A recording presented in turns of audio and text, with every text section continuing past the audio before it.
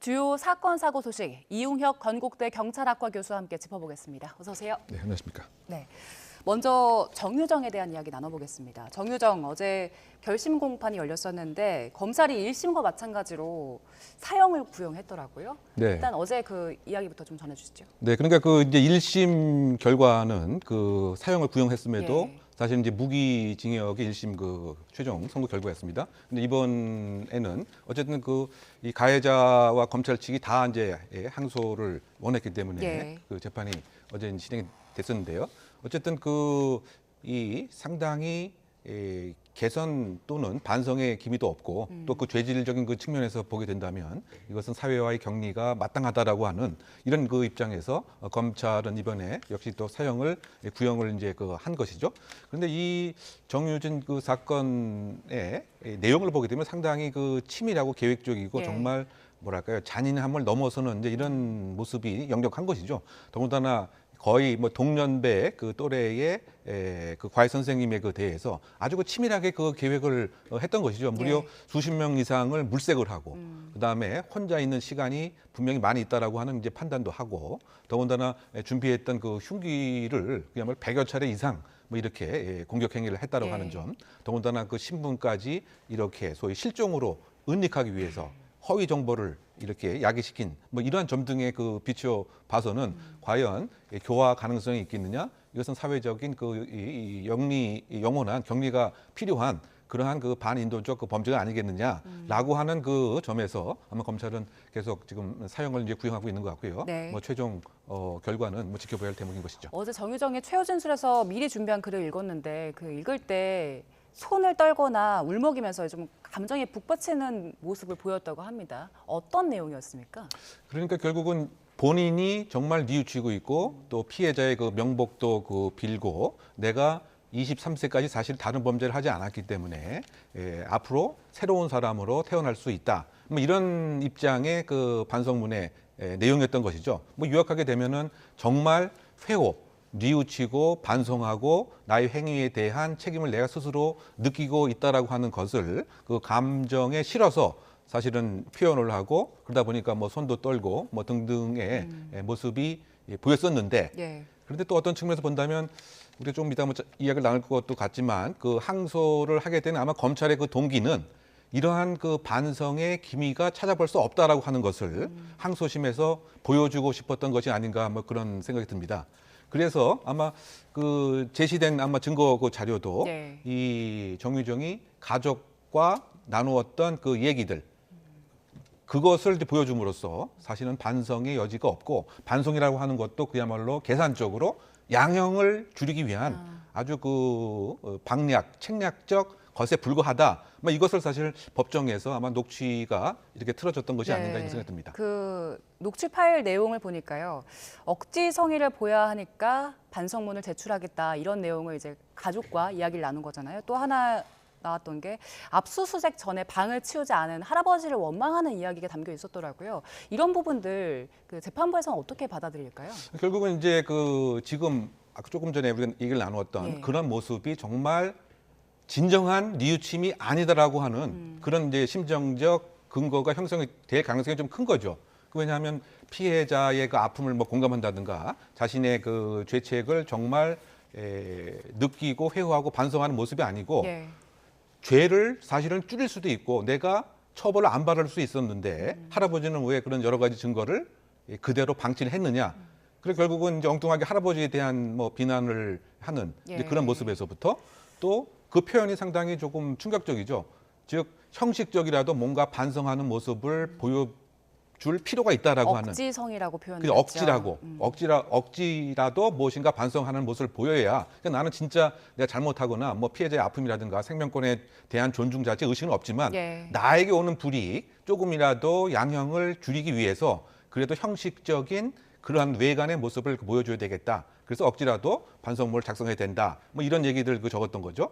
그래서 큰 틀에서 보게 되면 이 정유진 같은 경우에 결국은 많은 범죄물을 탐닉하고 본인이 어떻게 하면 양형을 줄일 수 있는 것에 있어서는 예. 상당히 그 전문가 아닌 전문가 그 수준에 있었던 뭐 그런 그 모습들이 결국은 이 검찰이 사형을 구형하게 됐던 이유가 된 것 같고요. 예. 아마 그 질문에 그 답변을 하게 되면 아마 그 재판관의 입장에서 즉 뭐 참작 사유 또 반성의 개정의 정이 있느냐에 대한 판단 요소에 있어서 상당히 좀 부정적인 근거로 작동되지 않을까 개인적으로 생각합니다. 예, 이렇게 가족들과 이야기를 나눌 때는 뭐 억지성이 이런 표현을 썼었는데 그 반성문에서는 뭐 이런 얘기도 했더라고요. 잔인한 범죄를 저질렀지만 23년 동안 죄 지은 적이 없으니 참작해달라 뭐 이런 이야기도 했었는데 정유정의 항소심 선고가 다음 달 27일에 있습니다. 짧게 결과 예상해 본다면요? 일반적으로 이제 지금 사형을 구형을 했지만 전반적인 지금 사형 폐지에 사실상 그 정책화가 되었기 때문에 또 최근에 사형을 언도한 경우가 거의 없습니다.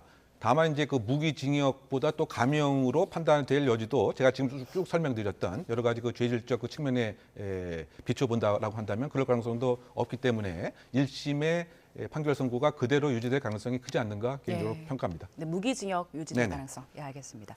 다음 사건 짚어보겠습니다. 국민의힘 배현진 의원 습격한 중학생 이야기인데 경찰 판단이 나왔습니다. 일단 이 A군 중학생의 평소 성향과 과거 행동 전력을 종합적으로 고려해 볼 때 우발적으로 범행을 저지른 것으로 판단한다. 그리고 범행을 계획하거나 공모한 정황이 확인되지 않았다. 이렇게 밝혔네요. 네, 그러니까 결국은 우리가 상당히 충격을 받았던 이른바 그 청소년 정치 테러법은 아니다라고 경찰이 나름대로 공적인 판단을 한 것인데 다만 여전히 이제 의문이 남는 점이 뭐 한두 가지가 그 있는 것이죠.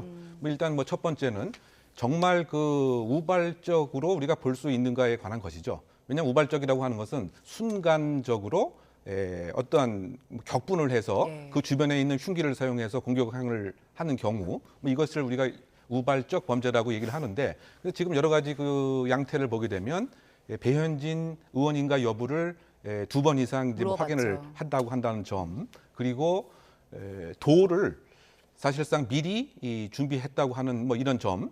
평소에 들고 다닌다고 애착돌이라고 하더라고요. 네, 그러니까 그 부분을 거꾸로 해석하게 되면 그러면 이 사람은 늘 우발적으로 범죄할 가능성이 있었던 것이냐라고 하는 이러한 것이기 때문에 그 논리가 이제 조금 좀 부족하지 않는가. 근데 우발적이라고 하는 이제 그런 측면에서요. 그리고 이제 두 번째는 과연 이제 그 정치적 의도가 없었던 것이 맞는 것인지 이 부분에 대해서는 이제 경찰이 전혀 언급을 사실상 어제 수사 결과 발표에서는 하지 않았던 것 같습니다. 왜냐하면 그 당일날 배현진 의원의 수행 비서관이 했다라고 한 얘기가 뭐 다 보도가 됐었는데 그 시점에서 그 상황에서 그 이 중학생이 이런 얘기를 했다라고 다 보도가 되지 않았습니까? 왜 정치를 뭐 이런 식으로 하느냐? 그리고 또 수행 비서관이 이 부모가 하는 말을 들었다라고 하는데 부모가 이 중학생이 평상시에 정치에도 많은 관심을 갖고 있었다. 뭐 이런 얘기들에 있어서는 그러면 전혀 정치와 이제 무관한 것이냐. 이제 이 부분에 있어서는 조금 석연치 않은 이제 뭐 그러한 동기 부분에 있어서 조금 더 이제 수사가 있어야 되는 것은 아닌가 이런 생각이 들고요.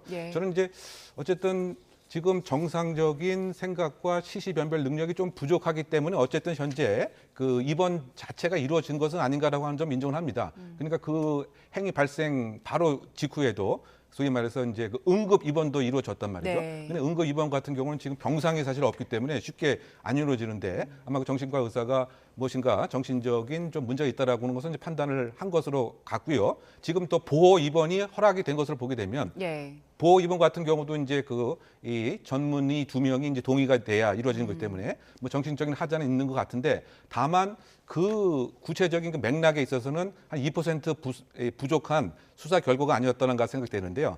특히 저는 이 사건을 보면서 1981년도에 그 발생했던 소위 그 힝클리가 레이건 대통령을 총격을 했습니다. 그런데 그 조사를 해봤더니 그때 유명한 영화 배우가 그 조디 포스터라고 하는 그 여배우죠.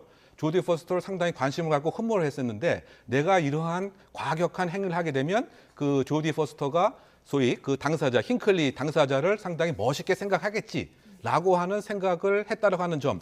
그러면 이번 사안에 상당히 좀 유사할 수 있는 것이 지금 그 연예인 지망생을 이 중학생이 계속 쫓아다니고 그 당일날도 미장원에 왔다라고 한다면 혹시 이것과 뭔가 그 연결이 돼서 소위 말해서 일정한 정치적 테러를 해서 이 소위 연예인 지망생에게 무엇인가 좀 강한 인상과 멋있는 사람 같다라고 하는 인상을 심어주게 했던 것이 혹시 동기가 되는 것은 아닌 것인지. 왜냐하면 제가 지금 얘기했던 그 상당히 유사하지 않습니까? 그런 면에서 조금 더 그 심층적인 이 동기 부분에 있어서 수사는 없었던 것이 아닌가라고 하는 점에서 2%좀 아쉬움이 남는 대목으로 생각합니다. 예, 알겠습니다. 그리고 이 중학생 이전 행보를 좀 봐야 될 것 같은데요. 지난해 경복궁 담벼락에 그 스프레이로 낙서했던 피의자 있지 않습니까? 피의자 영장 심사 출석할 당시에 지갑을 던지기도 했었고요. 배우 유아인 씨에게는 커피를 투척하기도 했었는데 그 진술을 보니까 좀 언론 보도를 기대하고 주목받을 것을 기대했다. 뭐 이런 취지를 얘기했더라고요. 네, 그러니까 무엇인가 그 본인의 행동 자체가 관심을 획득하는 또는 나의 행동 자체가 인정을 받고 싶어하는 왜곡된 인정투쟁적 심리는 평상시에 좀 깔려 있었던 것 같습니다. 그러다 보니까 이게 청소년 사건이기 때문에 지금 언론에 자세히 좀 안 나오고 분석을 못하게 된 한계가 있긴 한데 예. 과연 이 마음이 왜 생겼느냐 뭐 이런 것도 우리가 좀 청소년 정책의 대안으로 좀 바라봐야 되는 것이죠. 지금 이제 중2, 중3이면 예. 학업이나 학교 생활에 몰두를 해야 되는데 그보다는 이 중학생은 그 사회적인 무엇인가 관심을 끌 수 있는 그런 생각과 생활에 거의 대부분의 시간을 보낸 것 같습니다. 즉 다른 이를테면 그 애착이라든가 학교 생활에 대한 몰입이라든가 이것이 부족한 그 틈을 네. 소위 이와 같이 그 관심 추구, 인정 투쟁의 방식으로 활용을 한 것 같다. 그럼 무엇을 이렇게 그 부분을 비게 했느냐? 예. 가정의 문제인지 학교의 문제인지 등등에 대한 그리고 이와 유사한 청소년들이 사실은 우리 지금 학교 공간에 상당 부분이 있을 텐데 이것에 대한 이제 정책적 대안이라든가 이것이 그대로 방치하게 되면 사실상 그 문제가 되었던 여러 가지 형태의 외로운 늑대, 예. 묻지마 범죄 등의 진화 발전에 싸게 되는 것이거든요. 그러니까 제가 생각할 때는 이러한 사건들이 최근에 많이 빈발하고 있는데 이것의 그 종합적인 그 정부 대책은 좀 그 부족한 것이 아닌가. 아까 우리 정유정 사건도 어떻게 본다면 그것도 묻지마 범죄의 한 유형인 것이죠. 또 어떻게 본다면 그 자신이 생각하는 그 분노에 대한 표출을 범죄 행위로서 대체한 것이고 지금 이제 이 그 중학생 같은 경우도 자신의 빈 공간을 이와 같이 그 인정받으려고 하는 행동으로 대체한 것이죠.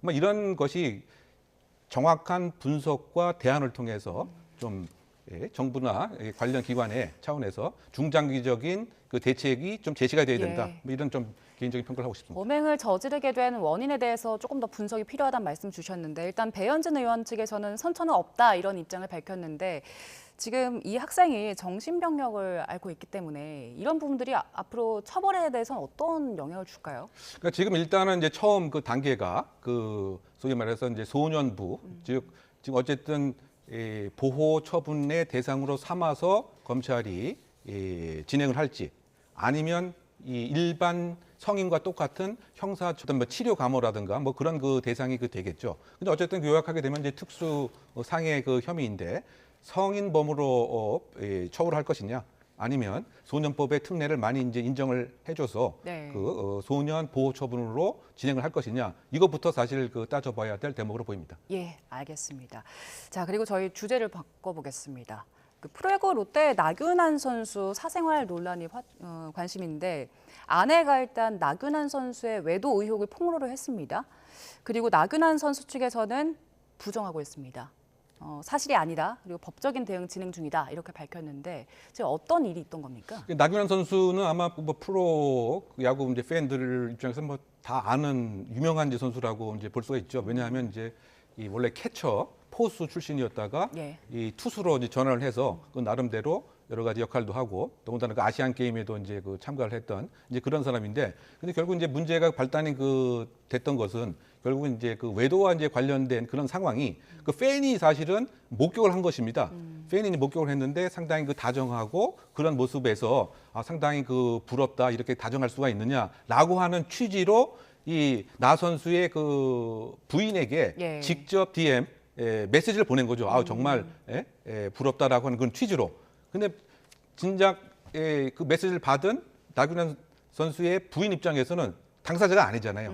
그래서 그 내가 아니다라고 일단 그게 문제가 시작이 되었고 이 이후에 관련된 여러 가지 그 외도의 그 증거를 이 나 선수 그 부인이 뭐 확보를 했던 거죠. 뭐 여러 가지 이제 그 사진에 관한 것이라든가 예. 또 문자에 관한 것이라든가 뭐 등등이 이제 그 불거져서 결국은 외도에 관한 이제 논란이 지금 진행 중인 것이고 예. 또 이 건 그 이후에 이 부인이 이렇게 폭로를 하고 나서 또 그 가정 폭력도 이렇게 그 행사를 해서 뭐 정신도 잃었던 적이 있다 요약할 수가 있겠죠. 네, 그래서 나균환 선수 팬 측에서 제공한 뭐 그런 사진 같은 거를 가지고 이제 증거로 제시를 하고 있고요. 부인이 지금 가정 폭력도 주장을 하고 있어요. 다툼 당시에 밀쳐서 구급차가 왔다 이런 얘기도 하더라고요. 그러니까 지금 그 외도의 문제와 그 가정 폭력의 문제는 상당히 좀 별개의 예. 문제로, 왜냐하면 오히려 가정 폭력의 그 문제가 나 선수의 여러 가지 앞으로 신상에 더 큰 영향을 줄 수가 있죠. 왜냐하면 어쨌든 그 외도 같은 경우는 도덕적으로 비난을 받아야 될 마땅한 뭐 부분인 것은 분명한데 예. 그 개인적인 사생활의 문제이기 때문에 소위 그 롯데 구단 측에서도 이것을 근거로 해서 일정한 뭐 징계라든가 뭐 그런 조치를 하는 데는 한계가 있습니다. 그런데 그 가정 폭력 같은 경우에는 형사 처분도 그 받을 수가 그 있는 것이고요. 네. 그럼 그것을 이제 근거로 해서 여러 가지 뭐 제명이라든가 또는 계약과 관련된 이런 조치를 그 할 수가 있기 때문에 어쨌든 그 궤를 달리하는 뭐 그런 것인데, 어쨌든 그 중요한 것은 그 프로야구 선수가 그 팬의 기대와 꿈을 사실은 이제 먹고서 생활하고 그것에 힘이 돼서 소위 말해서 하나의 그 공적 그 인물로서 행동하는 이제 그런 직업군인데, 어쨌든 형사적 처분을 받는 뭐 가정 폭력이든 또는 그렇지 않고 뭐 물론 이제 민사적인 책임도 있겠죠. 뭐 이와 같은 이제 그 무리를 야기시켰다고 하는 점에서는 상당히 그 안타까운 대목이 아닌가 생각합니다. 예, 알겠습니다. 오늘 이용혁 교수와 함께 여러 가지 사건 사고들 짚어봤습니다. 고맙습니다.